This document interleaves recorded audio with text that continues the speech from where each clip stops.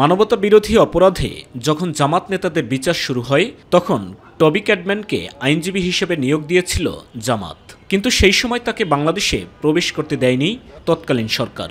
তবে অগস্ট পরবর্তী পরিস্থিতির পর লন্ডন ভিত্তিক গার্নিকা 37 ল ফার্মের যুগ্ম প্রধান ব্রিটিশ আইনজীবী টবি ক্যাডম্যানকে আন্তর্জাতিক অপরাধ ট্রাইব্যুনালের চিফ প্রসিকিউটরের বিশেষ পরামর্শক হিসেবে নিয়োগ দেয় অন্তর্বর্তীকালীন সরকার।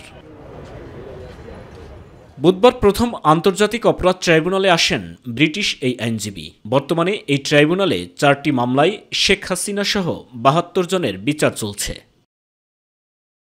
চিফ প্রসিকিউটর সহ অন্যান্য প্রসিকিউটর ও তদন্ত সংস্থার কর্মকর্তাদের সঙ্গে বৈঠক শেষে টবি ক্যাডম্যান জানান, গণতান্ত্রিক দেশের দাবিদার হিসেবে ভারতের উচিত হবে আইন মেনে চুক্তি অনুযায়ী শেখ হাসিনাকে বাংলাদেশে ফেরত দেওয়ার উদ্যোগ নেয়া। So I do have some experience as a prosecutor in extradition matters.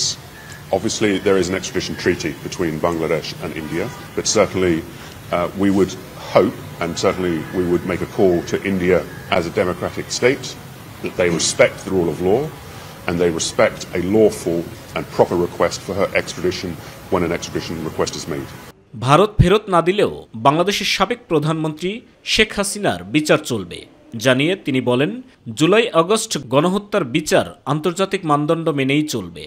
I've discussed with the United Nations, I've discussed with the UK, US embassies and with the EU, and there is a great deal of support for this process because it is regarded as being a credible process and a much needed process to re-establish the rule of law in Bangladesh. I think you can all see the progress that has been made so far politically and legally.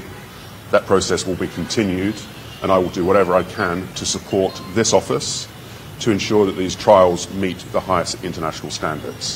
এ সময় chief prosecutor বলেন, আসামি পক্ষ চাইলে বিদেশি পরামর্শ নিয়োগ করতে পারবে, তবে আইনজীবী হিসেবে মামলা পরিচালনায় বার কাউন্সিলের অনুমতি লাগবে।